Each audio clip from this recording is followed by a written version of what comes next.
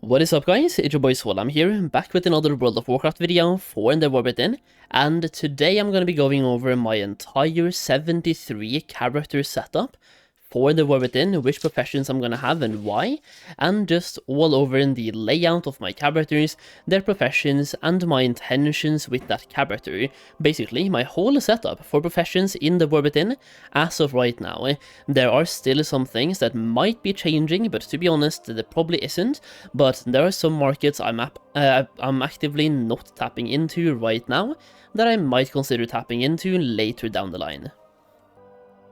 Now, I do have a lot of characters. I already said that I have 73 characters, right? So we leveled up quite a few of them during the Mists of Pandaria remix. And if I scroll down right here, you will see that a lot of them still have the remix thing right next to them. So we do have a lot of characters leveled up with the Mists of Pandaria remix event, which has also let me level up some brand new characters on brand new servers to establish my gold making presence on more servers than just one. Now, once again, we do have 73 characters, that is over the account limit, so I have 2 accounts for gold making purposes, and yeah, I just have 2 accounts because I can.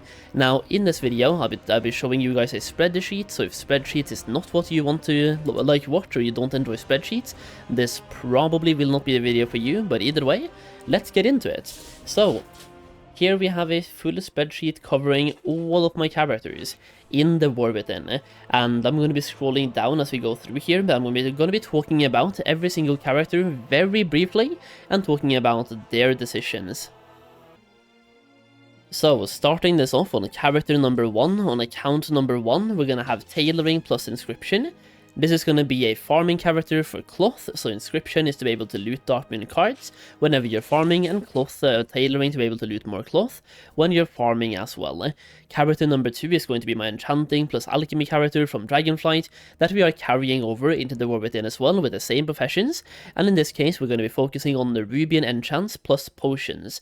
The third one will have tailoring plus enchanting, and I'll be focusing on enchants plus cooldown crafts, and in enchanting we'll be using concentration to make gold with enchanting. So technically this is a cooldown crafting character, but instead of the regular quote-unquote cooldown crafting method of having tailoring plus alchemy, I'm going to try to have a couple of tailoring plus enchanting characters, and focus on making gold and enchanting by using concentration to be able to make guaranteed quality 3 enchants by downgrading the materials to quality 2 or even quality 1. That way we will make a lot more profit from those quality 3 enchants than we would have made if we had used full quality 3 materials, so we can downgrade the quality 2 and then spend concentration.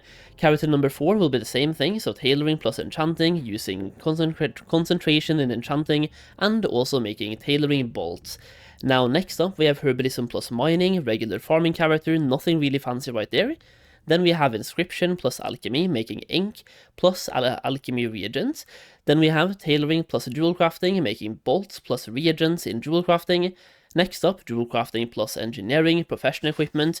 This one is both to make a green equipment, by the way, to sell on the auction house, but also to make the blue equipment for myself. I try to, on every single server that I play on, well, the 2 servers that I play on, to have the characters to be self-sufficient, so I don't have to rely on other people making that gear for me, because I want to have that gear on day 1, maybe day 2, but as early as I can, so I'm just going to make it myself. In this case, we're trying to cover every single base, so here we have professional equipment for jewel crafting and engineering.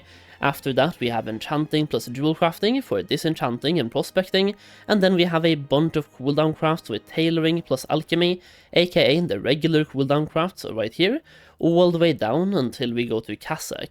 And for this I think I have to start scrolling so we can see all of those as well. So on cassock we then have to have more professional equipment characters to make all the equipment we need to have on that server as well, because I cannot make equipment on Terrorcar, for example, and then send it to cassock. Well, BOEs I can, but for the rare ones I can't, so I need to have separate crafters on cassock on the horde side. So over here we start this off with tailoring plus jewel crafting, both of which are spec'd into profession equipment. Then we have inscription plus blacksmithing, also for the equipment equipment. Then we have engineering plus leatherworking also for the equipment. After that, we do a bunch of tailoring plus alchemy characters one more time, and then we do enchanting plus alchemy. So here we go for the earthen enchant plus flasks, and this one is called Soul Enchant. It's a blood elf with +5 enchanting.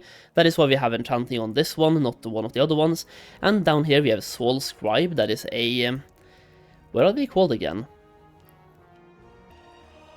That is a Nightborn, I think, so they have +5 inscription, which is why we have inscription on that character, not one of the other ones. And then we have alchemy for flasks as well.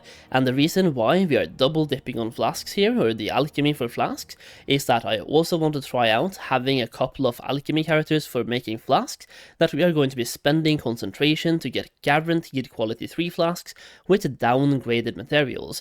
So spending quality 2 materials to then spend concentration to get quality 3 flasks, and using that as a kind of quote-unquote a daily craft, and focusing more on the daily element of concentration instead of only doing transmute. In addition to that, we can still do transmute as well, but we will be focusing mainly on flasks here to get quality 3 with lower quality materials.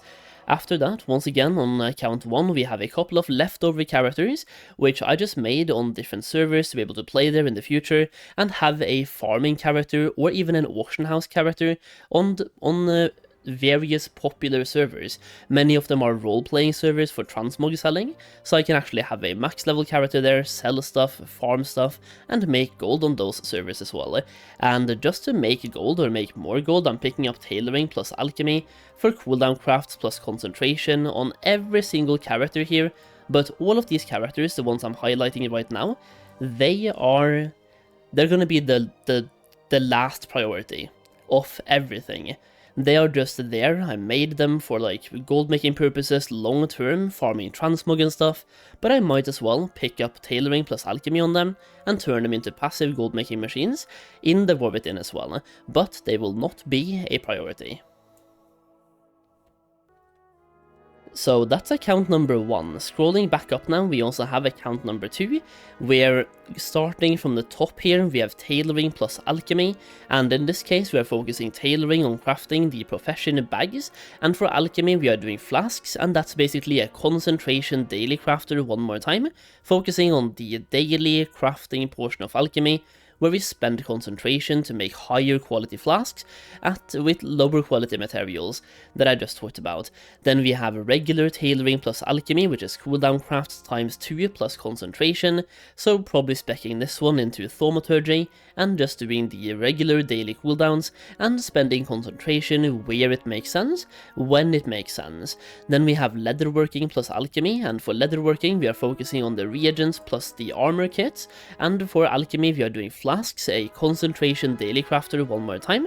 After this, we have 2 more tailoring plus alchemy characters, which are daily cooldown crafting characters, as you can see right here, plus the concentration part. Then we have skinning plus inscription. This is a farming character with skinning. Then we have tailoring plus alchemy one more time. This is once again daily cooldown crafting. Then we have engineering plus blacksmithing for parts and alloy crafting plus concentration usage. Then we have inscription plus blacksmithing, milling plus alloy crafting. So I'm focusing a little bit on the alloy crafting, and you do need a bunch of skill points to make high quality alloys, and I think that the crafting reagents will be so expensive at quality 3 that I want to use my concentration here to guarantee the highest quality alloys that I can by having quality 2 materials. So we are once again turning this into a daily gold making machine for blacksmithing, where we're spending concentration to make alloys at quality 3 without using quality 3 materials, because once again I truly do believe that quality 3 materials in this case will be very expensive at the start. After this we have blacksmithing plus leatherworking for professional equipment, where I can make green equipment and sell on the auction house, plus blue rare equipment for myself, and even do crafting orders for other people. After that we have another herbalism plus mining character for a farming character for gathering, and the thing is, when I have a gathering character on account number 2, and we have one over here on account number 1 as well, I can gather on both at the same time. I'm not saying I will all the time, but at least this way I have the option to, so we can have double gathering setups. After that, the rest of the characters on this server are tailoring plus alchemy for cooldown crafts plus concentration. Going down to cassock on this account, we are actually very boring because we have a bunch of tailoring plus alchemy characters right here. This is like, what, 7? No, 6. 6 characters only for tailoring plus alchemy, the regular stuff, the daily cloth crafting plus thaumaturgy, or transmute basically, and after that we then have alchemy plus tailoring, and in this case we are on a goblin for plus 5 alchemy skill. So in this one we're going to be focusing on crafting flasks at the highest quality we can, and once again using concentration to get flasks at quality 3, with maybe quality 2 materials, and then also doing cooldown crafts in tailoring. Then we have 2 more characters with tailoring plus alchemy, where once again we are doing cooldown crafts plus concentration, and then we have an enchanting character plus tailoring, focusing on Arathor enchants plus cooldown crafts in tailoring, and the reason why is that this one is called Soul Chanter, and it's a blood elf, plus 5 enchanting. Now finally on the cassock server we have this character as well, which is a goblin which has plus 5 alchemy skill, that is then going to be focusing on potion crafting, and also has tailoring for cooldown crafts one more time. After that we are back to the throwaway characters, where I have a bunch of characters on various servers out there, namely role-playing servers, where we have Ardent Dawn, Darkmoon Fair, Moonglade, Terranus, Twisting Nether, and Terran Mill. And on all of these characters, which are once again going to be the lowest priority at the launch, I'm just going to pick up tailoring plus alchemy and start making some passive gold while I can, but mostly I level these characters for future purposes, and to farm transmog items, other farms, and just expand my gold making strategy across multiple servers later down the line. So we're just going to pick up tailoring plus alchemy because that is super simple, and we'll start making gold really early. But the 2 servers I'll be focusing on is Terracar plus Cassock, where on Terracar I'm playing Alliance, and Cassock I'm playing Horde, kind of indicated by the background colors of the text on the server names. Now there are a couple of more things to note here, like I do have a couple of characters that are spec'd into, there's a reason why, for example, I have engineering plus or inscription plus blacksmithing on this character, and blacksmithing plus leatherworking on this character, instead of just picking up tailoring plus alchemy. And the reasoning why is that both of these 2 characters are Kulitirans. They get plus 2 skill, and those plus 2 skill are much better. They're much better spent on inscription, blacksmithing, and leatherworking for these 2 purposes than they are for alchemy transmute, for example, or even cooldown crafting. So some of these have very good passives. Solheim engineering as well is a gnome for the engineering skill points, and usually they are centered around to make it so I benefit the most that I can based on the race that I play and the professions I want to make gold with. And to further that, we also have skinning, for example. So skinning is on Solwolf, which is a worgen which skins faster than regular races out there. So we have skinning on a worgen for a strategic purpose, and we have leatherworking plus alchemy where we're crafting reagents and kits on once again a Kulitirans. And there's also a reason why 2 of my enchanters are on the Horde side, and I'm focusing on giving these enchanters the highest quality professional gear that I can. If we go back over here, we have professional equipment times 2. All of these 3 are focused on professional equipment because I need them for example, enchanting plus inscription, which the Horde has access to racials for. Blood Elves get plus 5 enchanting, and Nightborn get plus 5 inscription. So my main scribe and my 2 other main enchanters, they will be on the Horde side, but when I make the enchants, or from inscription for example, over here we're going to be focusing on reagents, when I make those reagents, or those enchants, I can put them into the war bank, and I can sell those reagents and the enchants on both Cassock and the Terracar, but I'm making them on Cassock, and then putting them in the warbank, and then taking them out. But also enchants, for example, you can sell them, they're on the regional auction house, but if you make something that isn't, like for example BOE professional equipment as well, you can send that across your warbank and sell it on different auction houses. Like if you're making the best quality 5 profession equipment, you can throw that on different auction houses. Anything that doesn't stack, you can basically transfer back and forth as you wish. But yeah, that is basically my 73 character setup as of right now. There are a few things that might change, like you can see I have a lot of tailoring plus alchemy characters, especially on Terracarm, but even on Kazakh, and some of these might change. It really depends on how quickly I can go through my main crafters here, because for example here we have all of these ones right here, they are my main crafters, and that is about 10 characters, and then we have another 10 characters on account number 2 as well, so we have give or take 20 quote-unquote main crafters to set up, maybe more if we count the horde side, let's just say 25.